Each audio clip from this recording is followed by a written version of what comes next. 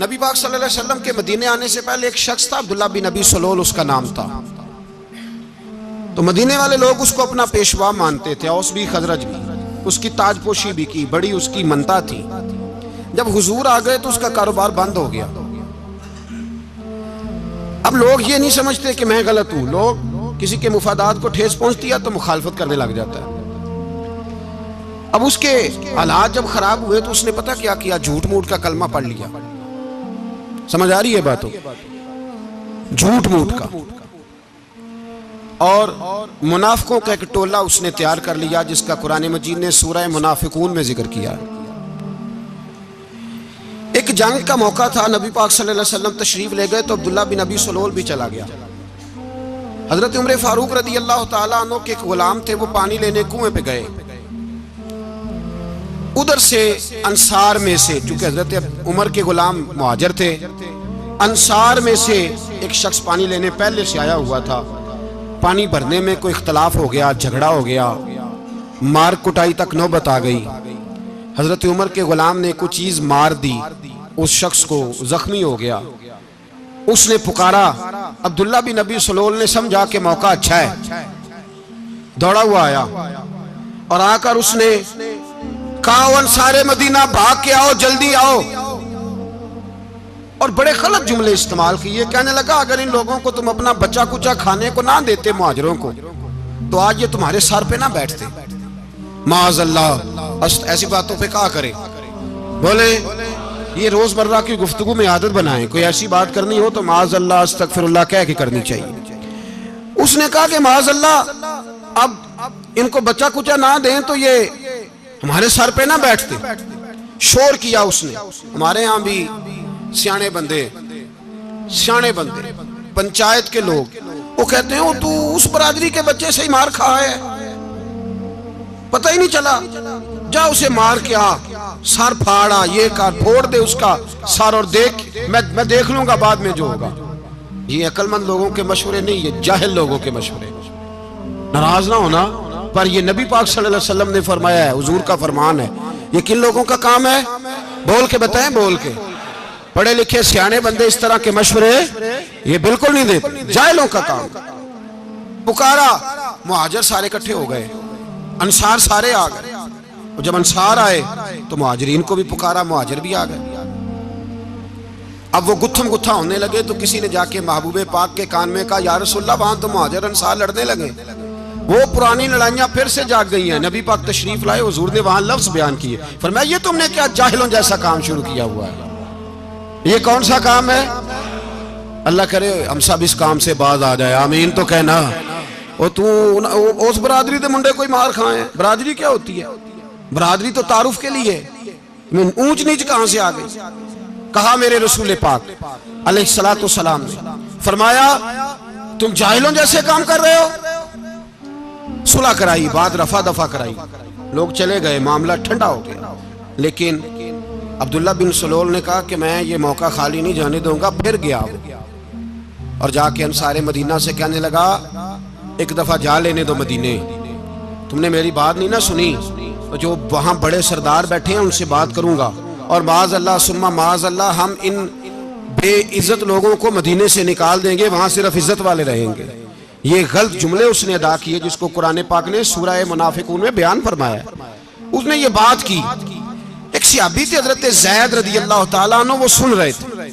आके अर्ज की, या रसूल अल्लाह सल्लल्लाहु अलैहि वसल्लम, अब्दुल्ला बिन नबी सलोल तो इस तरह कह रहा है कि मदीने जाके इज्जत वाले दूसरों को निकाल देंगे, और तुम अगर अपना बच्चा इन्हें ना देते तो माअज़ल्लाह आज ऐसा ना करते।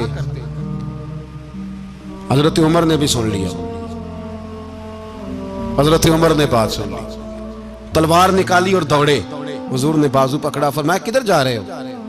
कहा, या रसूलल्लाह, अगर आज सजा ना दी तो कल और बात भी करेगा, और अगर आज एक कत्ल हो गया तो बाकी सियाने बन जाएंगे। या रसूलल्लाह, मुझे छोड़े, मैं मारूंगा।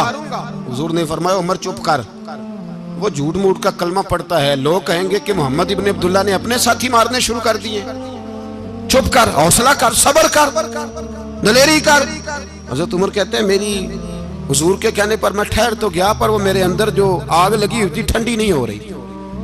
कहते मैं चुप तो कर गया। नबी पाक अलैहिस्सलातु सलाम ने पूछा अब्दुल्ला बिन नबी सलोल से, तूने ये कहा है? कहने लगा आशा व कल्ला, मैंने बात ही नहीं की ना। अब लोग कहने लगे कि ज़ैद तो नौजवान है, तो ये बूढ़ा आदमी है, चलो सही कहता होगा। हुजूर भी खामोश हो गए। अल्लाह पाक ने कुरान मजीद नाज़िल फरमा दिया। फरमाया अल्लाह ने सुन ली उनकी बात जिन्होंने ये कहा है। और फिर लफ्ज़ बड़े हसीन है। फरमाया ये कहते हैं हम इज्जत वाले हैं? नहीं, वलिल्लाहिल इज्जतु वले रसूलिही वलिल मोमिनीन। फरमाया इज्जत तो अल्लाह के पास है, अल्लाह के रसूल के पास है, और इज्जत तो मोमिनों के पास है, मोमिनीन के पास इज्जत है। ये कुरान पाक ने सारा मजमून बयान कर दिया कि अब्दुल्ला बिन नबी सलोल गलत कहता है और हजरत ज़ैद सही कहते हैं। हुजूर ने कुछ नहीं फरमाया, जा रहा है काफिला।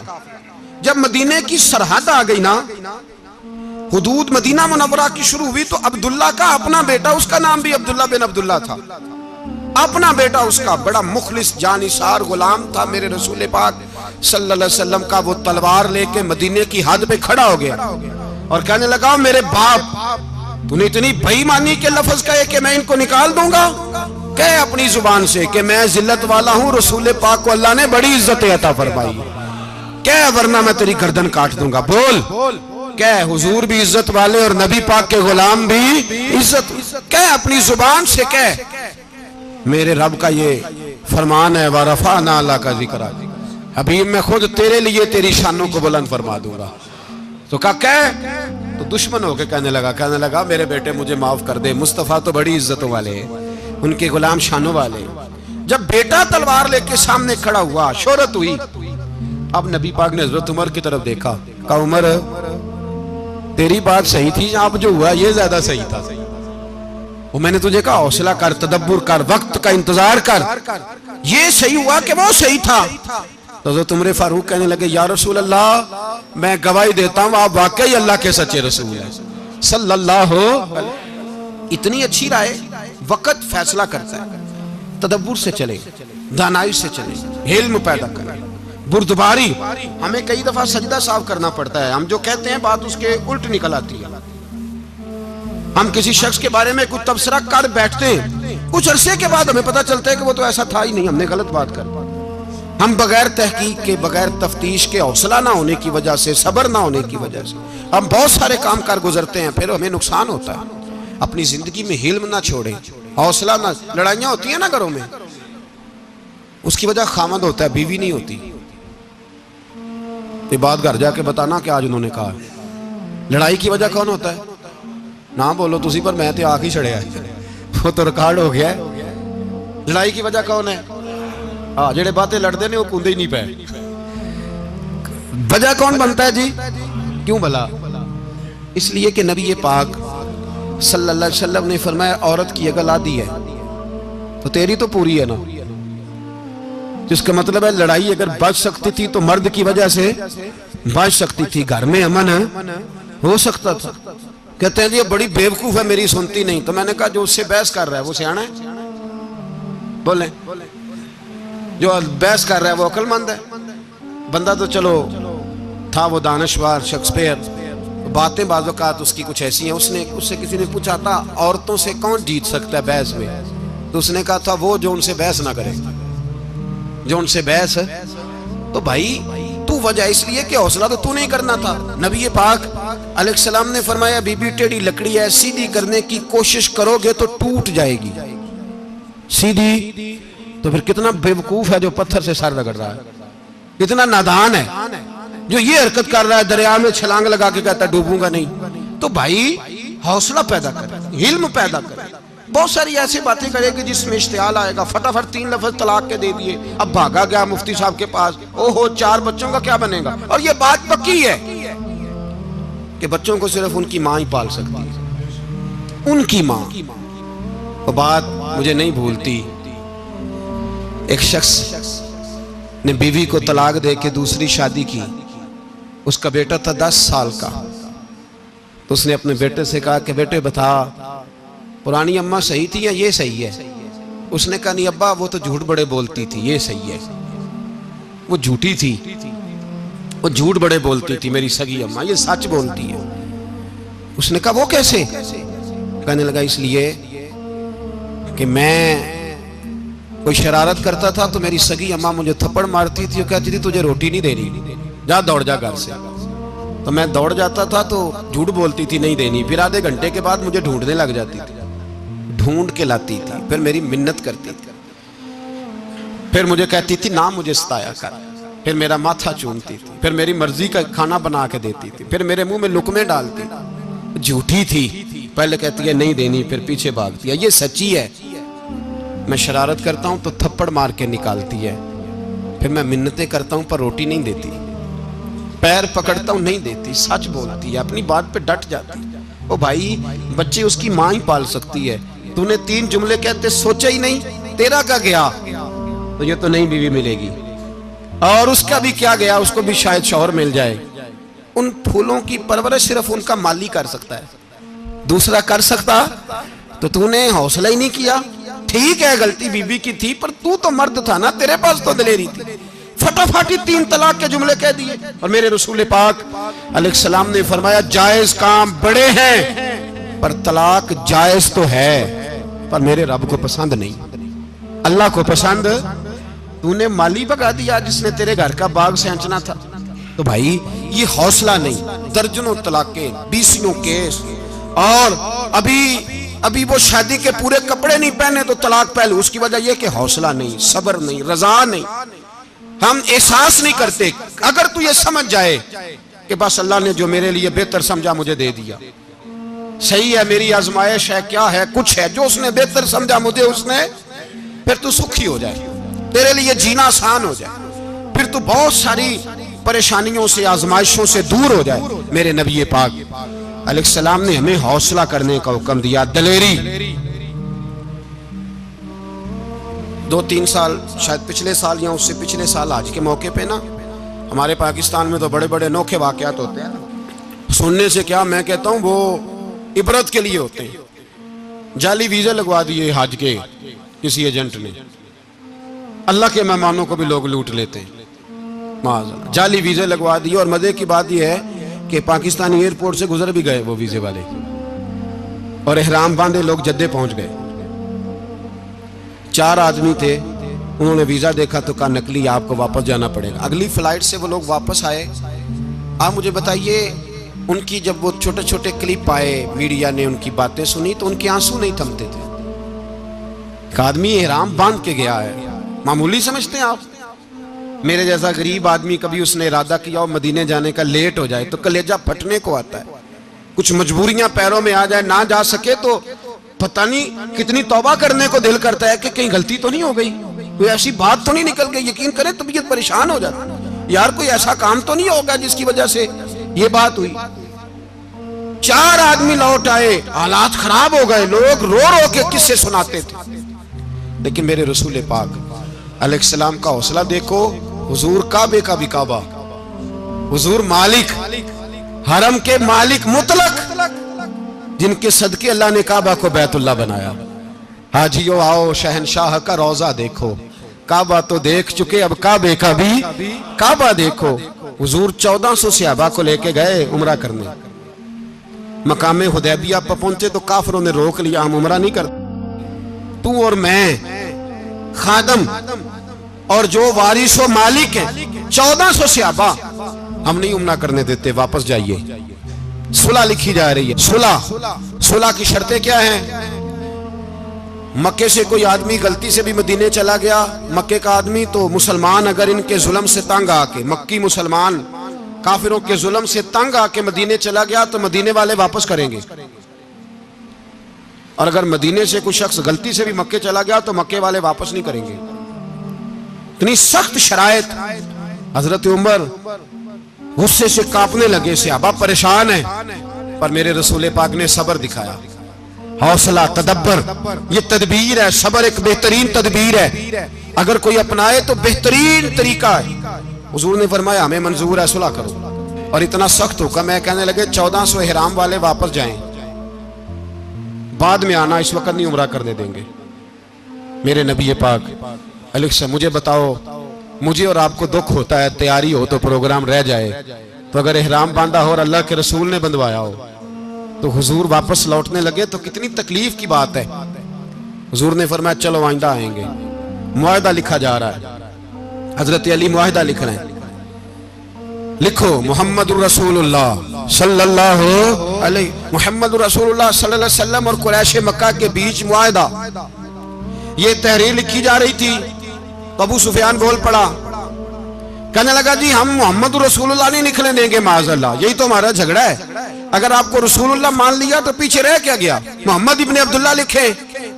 हुजूर ने हजरत अली से फरमाया रसूलुल्लाह काट के मोहम्मद इब्ने अब्दुल्लाह लिखो।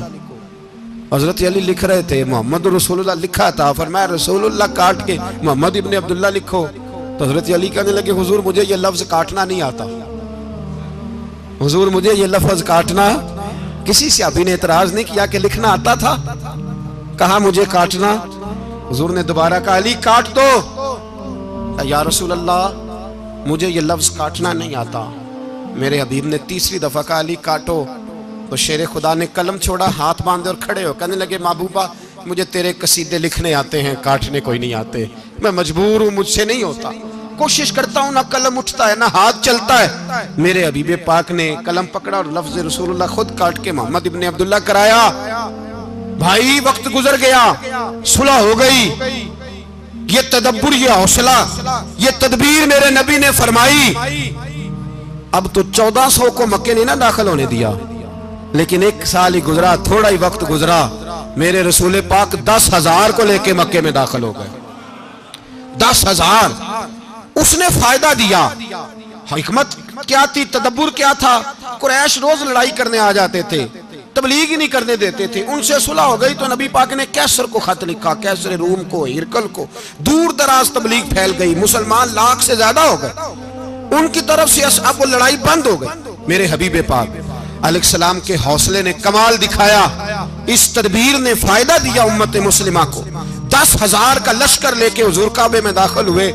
कल जो अबू सुफियान कहते थे ना मोहम्मद रसूलुल्लाह लिखने नहीं दूंगा, आज वो खुद कह रहे थे अशहदु अल्ला इलाहा इल्लल्लाह व अशहदु अन्ना मुहम्मदर रसूलुल्लाह सल्लल्लाहु अलैहि। कल जो कह रहे थे कि मैं ये लफ्ज नहीं लिखने दूंगा, आज अबू सुफियान की हवेली में लाखों लोग, हजारों लोग बैठे थे और सारे कह रहे थे मोहम्मदुर रसूलुल्लाह मोहम्मदुर रसूलुल्लाह मोहम्मदुर रसूलुल्लाह सल्लल्लाहु अलैहि वसल्लम। मेरे महबूब की तदब्बुर ने, फकाहत ने, और फिर कमाल हुआ। 1400 कहां और 1,44,000 कहां, 1400 कहां और 1,44,000। 1400 को नहीं जाने दिया उम्रा करने, मेरे रसूल पाक 1,44,000 को लेके हज करने चले गए। हुजूर ने हज किया, हर तरफ लब्बैक लब्बैक की सदाएं बुलंद हुई। ये मेरे नबी पाक का तदब्बुर है, हौसला है। अगर वक्ती तौर पे हौसला कर जाओगे, दिलेरी कर जाओगे, आने वाला वक्त आसान हो जाए। हौसला नहीं, सब्र नहीं, सुकून नहीं, दो चार बातें, यहां तक के लोग अब्बा जी की बात बर्दाश्त नहीं करते, ऐसे जुमले कह देते हैं जो दोबारा पलट के नहीं आते। मां को लफ्ज नहीं बोलते, बाप की रूह तक छलनी कर देते हैं वो जुमले। लेकिन लोग उस वक्त हौसला करने, और हम पंजाबी लोगों ने तो गुंजाइश ही बड़ी दे दी है। कहते हैं बच्चा है जे एक ही है, एक वे हौसला करे की है माशाल्लाह। तो अगर जवान हो गया तो कहते हैं गर्म खून है, मुक्का कम। अगर बूढ़ा हो गया तो कहते हैं बूढ़ों में हौसला नहीं होता, ना बच्चे में ना ना तो किस में हौसला होगा? बोले किसी में भी नहीं। छुट्टी, सबको फतवा मिल गया ना, ये बच्चा है जी, अभी ये तो बच्चा है, आप तो सियाने बियाने हैं, ये बच्चा है। कमाल हो गई है भाई, क्या मतलब है बच्चा है? बच्चे को सारा पता है, हर चीज उसे आती है, हौसला करना ही नहीं आता। और फिर कह दिया वो तो गर्म खून है। वो क्या बात करते हो, गर्म खून? अब्बे के गले पड़ गया गर्म खून, इसको खड़ा करो ना एसपी के सामने और इसको कहो मार थप्पड़ उसके मुंह पे, तेरे गर्म खून का पता चले। गरीब के ये गले पड़ गया, इसको खड़ा करो एसएचओ के सामने, फिर पता चलेगा खून कितना गर्म है। वहां बिल्कुल चुप है, बिल्कुल खामोश है। और गर्म खून इसका सिर्फ अम्मा के लिए, जलाल सिर्फ रह गया अगर गरीब घर की बेटी ब्याह के लाया तो सिर्फ उसके लिए। कोई ऐसी बात नहीं, हम बड़े सियाने, हमारा गुस्सा बड़ा समझदार है, हमारा वो गर्म खून बड़ा सियाना है। वो जहां देखता है कि मामला हल्का है तो वहां वो गर्म खून जलाल में, और जहां देखता है कि सामने वाला तगड़ा है तो वहां वो गर्म खून फौरन ठंडा हो जाता है। हौसला पैदा करे। जिंदगी हौसलेमंद लोग जीते हैं, जो हौसलेमंद नहीं होते वो तो जिंदगी का एक साल लुत्फ से नहीं जी पाते। हौसला करें, मुस्कुराएं। मेरे नबी पाक सल्लल्लाहु ताला अलैहि वसल्लम ने ना उस्मान बिन तलहा काबे की चाबी उनके पास होती थी। हुजूर ने एक दिन फरमाया उस्मान, अच्छा ये नहीं था कि उस्मान खास खास लोगों को चाबी काबा खोल के दिखाते थे, बल्कि उनको कुरैश की जानिब से ये हुक्म था कि जो भी तुझे कहे तूने काबे का दरवाजा खोल देना। नबी पाक अलैहिस्सलातु सलाम ने ना हिजरत से 2-4 दिन पहले कहा कि उस्मान जरा चाबी दो, मैंने काबा अंदर से देखना है। बड़े ठंडे दिल से जरा सुनना, इधर देखो मेरी तरफ, इधर देखिएगा जरा मेरे भाई। मैंने एक बंदे से कहा यार पानी की बोतल देना दुकानदार से, ये क्या? उसने कह दिया नहीं मेरे पास। इस बात का कोई गुस्सा? बोलिए। और अगर वो कहे सारे जमाने को मिलेगी आपको नहीं देनी, फिर बोले मेरा ख्याल है चुप करके हंस के आ जाएंगे, सवाल ही नहीं पैदा होता। हम कहेंगे मुझे नहीं ना देनी तूने, तो दुकान उठा यहां से, बंद कर इसे। क्या मतलब है सबको देनी है तुझे नहीं देनी? क्या माना है इसका? लेके जाऊंगा, झगड़ा होगा, बहस करेंगे। उस्मान बिन तलहा से हुजूर ने फरमाया दरवाजा खोलो, काबा देखना है। उस्मान कहने लगा मैं सारी दुनिया को दिखाऊंगा, आपको नहीं दिखाऊंगा। कितनी सख्त बात है, पर कुर्बान जाएं रसूलुल्लाह के हौसले पे सल्लल्लाहु। उस्मान कहते हैं मैंने ये बात की तो नबी पाक मुस्कुराने लगे, तो मैं अच्छा नहीं देनी, नहीं देनी। तो हुजूर ने ना मुस्कुरा के और मेरी कमर पे थपकी दी, फरमाया अच्छा याद रखना ये चाबी मैं तुझसे ले लूंगा और जिसको मेरा दिल करेगा मैं उसको दूंगा। उस्मान कहते हैं रोज रात को नबी पाक के ये जुमले मेरे कानों में गूंजा करते थे, गूंजते थे कि हुजूर ने फरमाया। कहते हैं जिस दिन पता चला ना नबी पाक 10,000 का लश्कर लेके आ रहे हैं, तो अबू सुफियान मीटिंगें कर रहे थे, मक्के के सारे सरदार तैयारी कर रहे थे और मेरे कानों में एक ही लफ्ज था कि हुजूर ने फरमाया मैं चाबी ले लूंगा, फिर जिसको मैं चाहूंगा उसे दूंगा। उस्मान कहते हैं हद हो गई, वक्त गुजर गया। हुजूर आ गए, तवाफ फरमाया और तवाफ के बाद मेरे नबी पाक अलैहिस्सलाम ने फरमाया बुलाओ ना जरा उस्मान को। उस्मान कहते हैं मैं चाबी लेके आया तो दूसरा जुमला कोई नहीं। साढ़े ना को बंदा मशवरा देवे ओदी ना मनीए, ते जे काम उंज हो जाए ना जिंज उन्हें मशवरा दिता सी ते ओ नाल ही गौस पाक बन जांदा है। तेनू आखिया सी ना, फौरन ही दाता वाली अजवेरी हो जाता है। वो कहते तेन पता नहीं मैं किड्डा वली अल्लाह, तेन मैं आखिया सी मैं ना कर। और बंदा परेशान होता है, काम उल्ट हो गया और लागों आखी जाता देखो जी मैं तो तुहानू पहलों ही आखिया सी जी। अजीब बात है, शेख चिली की तरह पीछे पड़ जाएगा, मैंने तो पहले ही कहा था।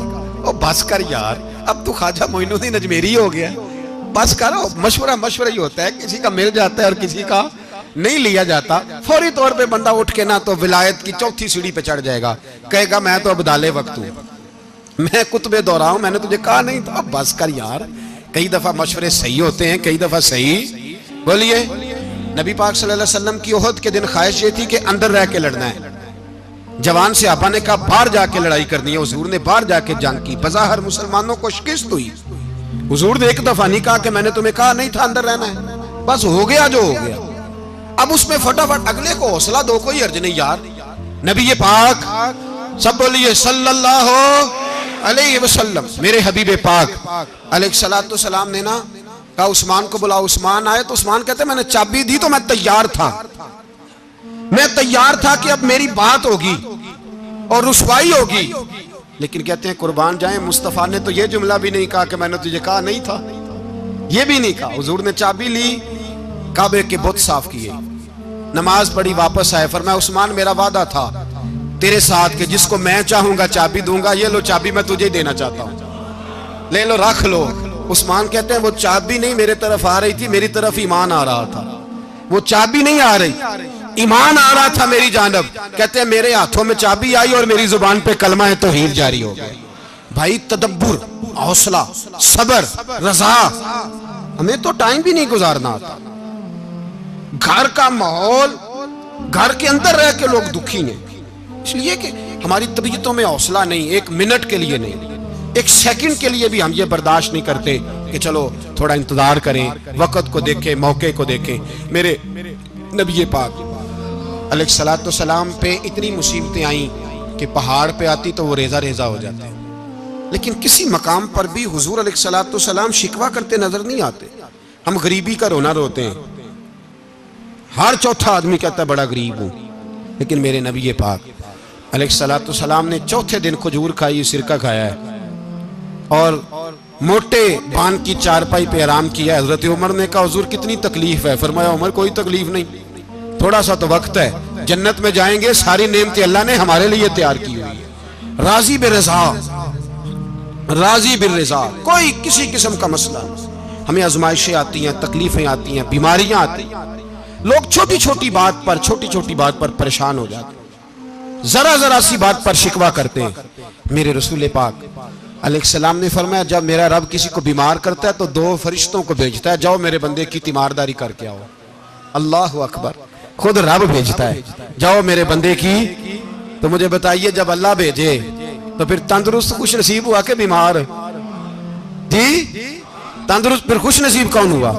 मेरे नबी पाक सल्लल्लाहु अलैहि वसल्लम ने फरमाया रब 2 फरिश्ते भेजता है, फरमाता है पता करके आओ मेरे बंदे का उसका क्या हाल है। हालांकि अल्लाह सारा ही जानता है। फरिश्ते आते हैं, वापस जाते हैं, रब करीम पूछते हैं बताओ मेरा बंदा क्या कहता था? अल्लाह तुझे सारा ही पता है, पर हमसे पूछते तो बता देते हैं। वो ये कहता था कि मैं अपनी रब की रजा पे बड़ा ही राजी हूं, वो तेरी हमद कर रहा था, तेरी तारीफ कर रहा था, तेरा शुक्र कर रहा था, तेरे लिए कलिमाते हमद बयान कर रहा था। तो मेरे नबी पाक अलैहिस्सलाम फरमाते हैं, अल्लाह फरिश्तों से फरमाता है सुनो फिर, अगर मैं अपने बंदे को इस बीमारी में शिफा दूंगा तो उस तंदुरुस्ती से ज्यादा अच्छी तंदुरुस्ती दूंगा जो पहले इसे अता की हुई थी, पहले से अच्छी सेहत दूंगा। और अगर इसे इस बीमारी में मौत दूंगा तो फिर मरते ही इसके लिए मैं जन्नत का फैसला फरमा दूंगा। भाई जब तू राजी बिर्रिज़ा रहता है, राजी बिर्रिज़ा, बड़ी सादी सी बात है भाई। आप घर गए, रोटी मांगी, तो अगर किसी ने कहा ना कि इतनी थकावट है, टाइम पे आया करें इस वक्त, तो रोटी तो वो भी मिल गई, पर उसमें लज्जत, वो सुकून नहीं, वो सुकून नहीं। मेरी अम्मा जी सालन पका के रख लेती थी, तो रोटी जब भी कोई मांगता था तो ताज़ी बना के देती थी, उनकी तबीयत थी। तो मैं अक्सर उनसे कहता कि अम्मा जी पका के रख दिया करो। तो कहते तुम्हें खुशी नहीं होती जब तुम्हारी अम्मा ताज़ी पका के देती है? खुशी होती है, तबीयत में खुशी होती है। उनका मिजाज था, जौक था, तो हम समझते थे यार ये बड़ी सादत की बात। तो आप घर गए रात को, तो घर वालों से कहा रोटी, तू फौरन उठे, फौरन। और उन्होंने खाना ताजा बनाया और साथ ये भी कहा बाहर से ना खाया करे, बंदा बीमार हो जाता है। कितनी ठंडक पहुंचती आदमी के दिल को, सुकून मिलता। तो भाई बीमारी तो आपने काट ली, लेकिन साथ कहो हो बड़ा बीमार हूं, मैंने तो इतने गुनाह भी नहीं किए, जुल्म भी नहीं किया, किसी को कुछ भी। अब बीमारी तब भी कट गई, पर बड़ी आजमाइश, मरीज डॉक्टर के गले पड़ रहा है, उसके लवाहिकीन झगड़े कर रहे हैं, बीमारी वो भी कट गई। और एक बीमार वो है जो चारपाई पे लेटा है और कहता है जिस तरह मेरा अल्लाह राजी उसी तरह मैं भी राजी। तो बीमारी उसकी भी कट गई। हजरत यूनुस अला नबीना अलैहिस्सलातु सलाम ने एक दिन हजरत जिब्रील अमीन मिलने आए, तो जनाब यूनुस अलैहिस्सलाम कहने लगे ए जिब्रील, अल्लाह के नेक बंदों में जो अल्लाह को इस वक्त सबसे ज्यादा पसंद है नबियों के बाद, तो जो करना बात पर, जो सबसे ज्यादा अल्लाह को पसंद है नबियों के बाद वलियों में, और सबसे ज्यादा अल्लाह जिसको अल्लाह की बारगाह में इबादत गुजार लिखा जाता है, मेरी उस बंदे से मुलाकात कराओ। तो हजरत जिब्रील ने जनाब यूनुस अलैहिस्सलाम को साथ लिया, तो एक शख्स के पास पहुंचे जो आंखों से अंधा था, दोनों हाथ उसके सलामत नहीं थे और पूरे जिस्म में पीप जारी थी, रेशा था। जब जाके अस्सलाम वालेकुम कहा ना हजरत यूनुस ने, उसने वालेकुम सलाम के बाद पहला लफ्ज पता क्या कहा? उसने कहा या अल्लाह तेरा शुक्र है, या अल्लाह तेरा, आप भी अदा करें अल्लाह का शुक्र, या अल्लाह तेरा, अल्लाह तेरा शुक्र है। तो हजरत यूनुस अलैहिस्सलाम कहने लगे तो शुरू से इस तरह का है, नाबीना भी और हाथों से माजूर भी और सारा जिस्म शुरू से। तो बड़े ही खूबसूरत लफ्ज उस बीमार ने कहे, कहने लगे नहीं हुजूर मैं बिल्कुल ठीक ठाक था, जब तक मेरे रब ने चाहा कि ये दुनिया को देखे तो तब तक उसने मुझे आंखें दी, और जब उसने चाहा कि अब इसका देखना बेहतर नहीं तो उसने वापस ले ली। तो या अल्लाह तेरा शुक्र है, अल्लाह तेरा शुक्र है। फिर कहा जब तक उसने चाहा कि मेरे हाथ रहे तब तक रहे, जब उसने चाहा कि मेरे लिए बेहतर नहीं तो उसने ले लिए, तो या अल्लाह तेरा शुक्र है। जब तक उसने चाहा कि मेरा जिस्म सही और सलामत रहे तो रहा, और जब उसने चाहा कि मेरे लिए बेहतर नहीं तो मुझे बीमार कर दिया, तो या अल्लाह तेरा शुक्र है। तो हजरत यूनुस अलैहिस्सलाम कहने लगे जिब्रील वाकई ये अल्लाह का सबसे ज्यादा शुक्रगुजार बंदा है, सबसे ज्यादा इबादत गुजार बंदा है, सबसे ज्यादा। मेरे नबी पाक अलैहिस्सलाम ने फरमाया मेरा मोमिन हर हाल में ही नफे में है, नेमत मिले तो शुक्र करके नफा, मुसीबत आए तो सब्र करके नफा। अपनी जिंदगी में तहम्मुल, बुर्दबारी, इल्म पैदा करे, हौसला पैदा करे। हर आने जाने वाले शख्स के मिजाज के मुताबिक उसे ना मिले, अपना मिजाज सही रखे, अपनी तबीयत के मुताबिक अपने माहौल को बरकरार रखे। इल्म के साथ गुजारा करोगे तो रिश्तेदारों से भी बनी रहेगी, दोस्तों से भी बनी रहेगी, हर एक से ताल्लुक रहेगा। और अगर आपके अंदर ये हौसला नहीं तो फिर सारे मामला परेशानी का शिकार हो जाएंगे। ये तो आज का मजमून था। हमें ना लोग मशवरा देते हैं, कहते हैं पीर साहब दरवेशों को सियासत की बात नहीं करनी चाहिए। देते हैं ना मशवरा लोग जी, थोड़ा थोड़ा बोल दें, थोड़ा थोड़ा देते हैं ना। अगरचे हम उनकी बात नहीं मानते, इसलिए कि इकबाल ने कहा था जुदा हो दी सियासत से तो रह जाती है चंगेजी, जुदा हो दी सियासत से तो। और पहला फिक्रा यह है कि जलाले बादशाही हो या जमहूरी तमाशा हो, जुदा हो दीन सियासत से तो रह जाती है। उसने कहा जब सियासत और दीन अलग-अलग होते हैं तो चंगेज खां और हलाकू खां पैदा होते हैं। सियासत जब तक मस्जिद के अंदर रहती है तब तक पाक साफ रहती है, वो गंदी होती तब है जब मस्जिद से निकल जाती है। हजरत अली के जमाने तक मस्जिद में रही, पाक साफ रही। यजीद बाहर ले गया तो गंदी हो गई। हजरत उमर बिन अब्दुल अजीज दोबारा मस्जिद में ले आए तो फिर पाक हो गई। लेकिन फिर भी एक साथी ने मुझे कहा, तो उसकी बात में सबकी बातें नहीं मानता, उसकी बात मेरी समझ में आई। वो कहने लगा जी असल बात यह है कि सियासी तबसरे तज्जिए हम अखबारों में टीवी पे जाके बैठे, जाके बड़ी मेहरबानी मेरी तरह देखें, वो हम सुनते रहते हैं तो हमारा दिल करता है मस्जिद में सिर्फ हम रसूलुल्लाह का प्यार ही सुने। तो मैंने कहा यार तेरी बात दिल को लगती है, ये बात सही है, चलो ये नीयत अच्छी है, ये तेरा नजरिया ठीक है, मान गए। मैं चला गया दुकानदार के पास और मैंने उसको जाके कहा कि गाड़ी का इंजन खोलो, इस तरह करो, इस तरह। उसने कहा मौलाना आप जाके ना घर तो फिका की किताब खोलें, इसलिए कि गाड़ी के इंजन के बारे में आपको मालूमात, यहाँ अगर आपने ये काम करना है तो इसको पढ़ें, किसी उस्ताद के पास वर्कशॉप पे आए, आपके हाथों को, मुंह को, चेहरे को मिट्टी लगे, धुआं लगे, ग्रीस लगे, फिर आपको पता चलेगा इंजन कैसे खुलता है। सही कह रहा हूँ नहीं सही कह रहा? धुआं गल्ला तो यहाँ कर चढ़ी जाए, सही कह रहा हूं जी। अगर मौलवी को इजाजत नहीं सियासत की बात करने की और मौलवी को इजाजत नहीं कि इंजन की बात करे, तो सियासतदान को इजाजत है दीन की बात करने की। यहां तो वो आए ना, मदरसे में पढ़े, पूरा दीन हासिल करे, फिर वो बोले तो फिर तो ठीक हो गया। लेकिन जब उसे सूरत इखलास भी सीधी नहीं आती तो फतवे देने की उसको जरूरत है कोई? बोले ना यार क्यों छेड़ते हैं सियासतदान। हम ना पिछले जुमे जुलूस निकालना चाह रहे थे खत्म नबुव्वत की तरमीम के हवाले से। हुकूमत वक्त ने कहा कि हम वापस लेते हैं, तो मेरे बहुत सारे दोस्तों ने कहा जी निकालना चाहिए। इन्होंने किया क्यों? मैंने कहा यार लोगों को भी परेशान नहीं करना चाहते, हमारी अपनी सड़कें हैं, किसी को बस ठीक है। उन्होंने वापस ले ली तो बात खत्म हो गई, हम मान गए, तस्लीम कर लिया। इतना हमारा मुतालबा है कि उस आदमी को जरूर सजा दो जिसने ये तरमीम की है, लेकिन हम नहीं करते। कोई तो नहीं निकले, नहीं ना निकले, बोले तो वजीर कानून साहब को क्या मुसीबत बनी हुई है नया फतवा देने की? क्या है कोई शौक उन्हें देना चाहिए फतवा? कहते नहीं नहीं मर्जियों में हमारे दरमियान थोड़ा ही फर्क है। मुझे यूं लगता है कि ये जानबूझकर कोई ना कोई ऐसी शरारत करते हैं जिससे लोग इश्तिहाल में रहे, जानबूझ। हिलम, हौसला, सब्र जात के बारे में तो है, लेकिन अगर कोई रसूल पाक की बेअदबी करे तो फिर हौसले की बात वो है ही नहीं, फिर तो जिहाद की बात है। और मैं दयानतदारी से मस्जिद में बावजू बैठकर जुमे के दिन मशवरा देता हूं हुकूमत को और वजीर कानून को मशवरा देता हूं कि ना फिरौन की हुकूमत सारी जिंदगी रही, ना नमरूद रहा, ना जाज बिन यूसुफ रहा, ना यजीद रहा।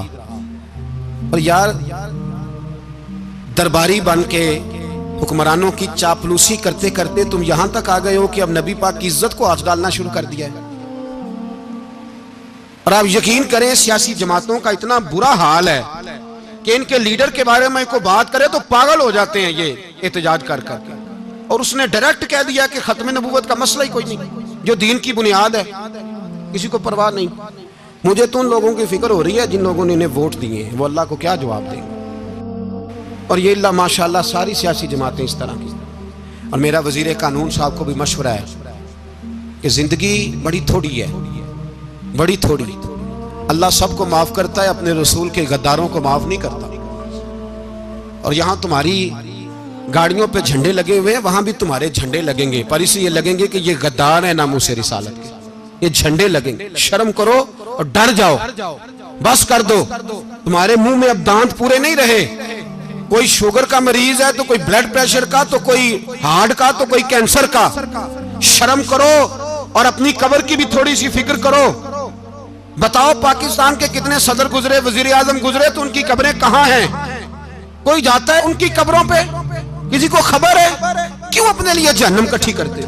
सारा कुछ दुनियादारी रह गई है, सारा कुछ सिर्फ यही रह गया। हजरत अबू बकर सरदार थे, हजरत उमर सरदार थे कबीले, हजरत उस्मान सरदार थे। उन्होंने सरदारियों को ठोकर मार के रसूलुल्लाह के कदमों में बैठना पसंद किया, सरदारियां छोड़ के गुलाम बन गए। तुम सरदारियां बचाने के लिए रसूलुल्लाह की गद्दारी करते हो, शर्म नहीं आती?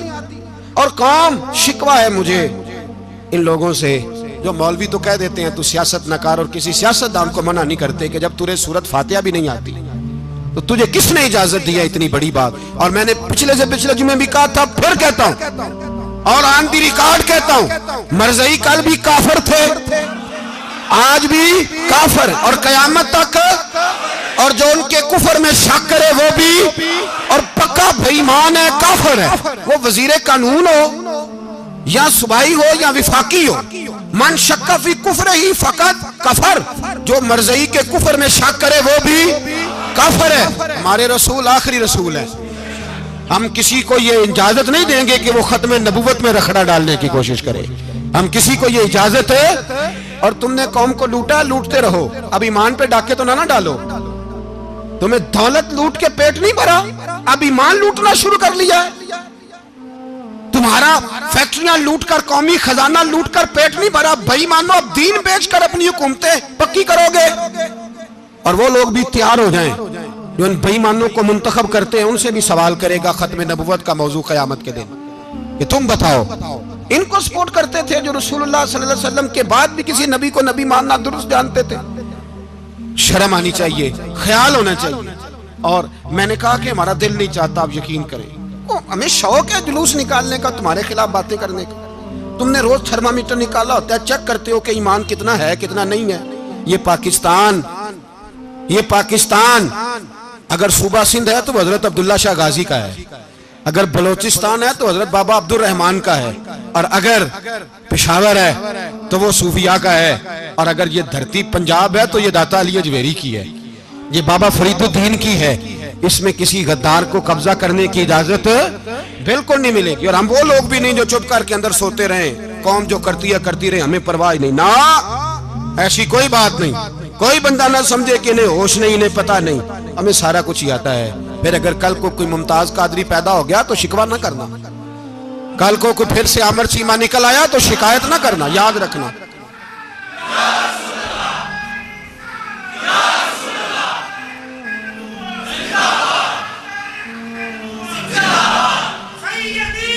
तो मेरे भाई खोल के बोलो या नबी रसूल के वो सल्लल्लाहु। तो ये मशवरा जज़ाक, तो ये तुम्हें मशवरा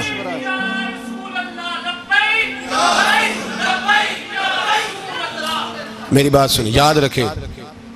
ये लोग बाद में पछताते हैं, फिर मुनाजरे कराते फिरते हैं, उसने सही किया कि गलत किया, फिर इन्हें होश आती है बाद में, फिर इनके हवारी निकल निकल के मैदानों में दलीलें देते हैं। इसलिए हमारा मशवरा है इन्हें कि ये अपनी हद में रहें, और जो काम तुम्हारे जिम्मे, मैंने कहा ना तुमने बड़ा लूटा, ये कौम रोज तुम्हें मौका देती है लूटने का, ये मौका देती है, तो तुमने दौलत लूट के पेट नहीं भरे, अब ईमान लूटने के चक्कर में आ गए हो। याद रखो, मुसलमान गुनाहगार हैं, गद्दार नहीं है। तुम्हें दौलत लूटने का तो शायद मौका मिल गया है, पर ईमान लूटने का मौका नहीं मिलेगा। तो इसलिए इसको लगाम दो। और वैसे भी कुत्ता जो पालतू होता है ना, उसको घर के अंदर संगली से बांध के रखना चाहिए। ये तुम्हारे बूट वूट चाटते हैं, भौंकते हैं, तुम्हारे हक में वजारतें लेते हैं। हमने तो कोई वजारत नहीं ली तुमसे, और ना हमें शौक है इसलिए कि मिंबरी क्या करनी है जिसको मिंबर रसूल अता कर दिया जाए। उसने क्या करनी है ये मिंबरियां, इसको पक्का पक्का मिंबर रसूल दे दिया जाए। तो इसलिए इससे बाहर आओ। मैंने कहा बड़े बड़े नमरूद, फिरौन, कारून दफन है, तुम्हारा भी नाम तक नहीं होगा, बिल्कुल नाम नहीं होगा। इसलिए हमारा मशवरा, और आप लोग भी आए ना जी अगले साल, तो इनको खड़ा करके पूछ लेना, इस्लामी जमहूरिया पाकिस्तान का तुमने MPM में बनना है, पहला कलमा ही सही सुना दो। चलो खुदा का वास्ता यही बता दो कि तुम्हें नमाज भी ढब से आती है कि नहीं।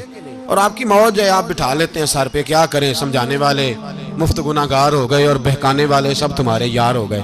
इसलिए ये छेड़ते हैं जानबूझ के।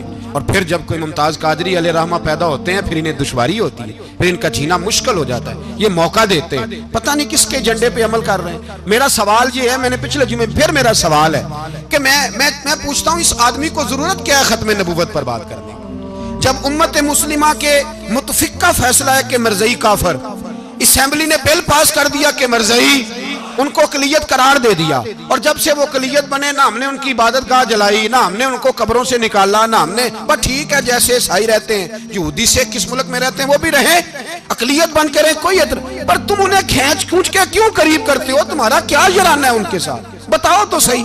इन लोगों से इनको चाहिए अपने मुंह में लगाम डालें, और अगर नहीं डालेंगे फिर इंशाल्लाह डाली जाएगी, और बड़ी तगड़ी डलेगी। और फिर ऐसी डलेगी, ऐसी डलेगी। सलमान तासीर जब मरा था ना, तो 5-5 लाख रुपया मौलवियों को ऑफर की जनाजा पढ़ाओ, 5-5 लाख रुपया छोटे छोटे मौलवियों को। और दाता साहब की मस्जिद के खतीब भी सुबाई जो थे, वो खतीब थे, मुलाजिम थे, उन्होंने कहा कि ईमान नहीं भेजना, निकालना नौकरी से तो निकाल दो। और बादशाही मस्जिद का मौलवी जिसका पता ही नहीं चलता, कभी किधर चला जाता है कभी किधर, यहाँ तो वो भी खड़ा हो गया। उसने कहा ना, ईमान नहीं बेचना। गवर्नर हाउस की मस्जिद का इमाम कहने लगा कि बख्शा जाना ना जाना ये तो रहमत इलाही का मामला है, पर इतना गंदा जनाजा नहीं पढ़ना, इतना गंदा जनाजा नहीं हम पढ़ेंगे। मरने के बाद तुम्हारे जनाजे नहीं पढ़े जाते, तुम्हारी कब्रें खराब होती हैं, किधर है तुम्हारी दौलतें? और वो मौलवी आज तक पता ही नहीं किधर गया जिसने उस गलीज का गंदा जनाजा पढ़ाया। तो भाई अपनी कब्र अशर को, जब जहां तुम्हारे जनाजे नहीं पढ़े जा रहे तो वहां तुम्हारा क्या हाल होगा। इसलिए इन लोगों को चाहिए कि अपनी जिंदगी इस तरह गुजारें कि कुछ ना कुछ मुंह लेके सरवरे कायनात के पास चले जाएं, वरना ऐसा ना हो कि यहाँ भी फिटकार और वहां भी फिटकार। इसलिए हमारा मुतालबा है हुकूमत से कि शर्म करो, और ऐसे बेईमानों को, काले नाग जो तुमने भर्ती किए हुए, इनको निकालो। और अगर तारीफें करवानी हो, तलवे चटवाने हो, तो अंदर कमरों में इनसे चटवा लिया करो। इनसे कहो कि यहाँ हमारी नौकरी करो, बाहर निकल के रसूलुल्लाह सल्लल्लाहु अलैहि वसल्लम के दीन के बारे में गुफ्तगू ना करो। इसलिए कि अल्लाह तबारक व तआला ने इस दीन के अंदर बड़ा हुस्न और बड़ा जज्बा रखा हुआ है, बड़ा वकार है। हमारा मुतालबा है हुकूमत से कि खत्म नबूवत के मसले पर कोई सियासतदान गुफ्तगू ना करे। आप तायद करते हैं इस बात की? इस पर कोई सियासतदान, कोई गुफ्तगू? हमारे पास बड़े तमाशे हैं सियासत करने को, बाकी तमाशों पे सियासत करो।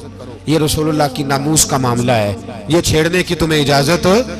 मुझे समझ नहीं आती यार, जब बात खत्म हो गई, असेंबली ने बिल वापस ले लिया, तो सूबाई वजीर कानून को आखिर तकलीफ क्या है? आपके पास जवाब है कोई इस बात का? बात खत्म हो गई, हमने जुलूस नहीं निकाला, छोड़ दिया, खामोश हो गए। उलमा ने मीटिंगें बुलाई थी, कैंसिल कर दी, ठीक है जी बात। अब दोबारा से क्यों छेड़ते हो? फिर कहते हैं एहतजाज होता है, शोर होता है। तुम खुद ऐसी हरकतें करते हो जिससे अफरा तफरी पैदा होती है। ये मुल्क रसूलुल्लाह के नाम पे बना है, और कयामत तक यहाँ वही होगा जो मेरे रसूल पाक सल्लल्लाहु अलैहि वसल्लम की रजा होगी। और नबी पाक के कानून के खिलाफ कोई कानून यहाँ चल सकता? अल्लाह हमें समझने की तौफीक अता फरमाए। आखिर दावाना।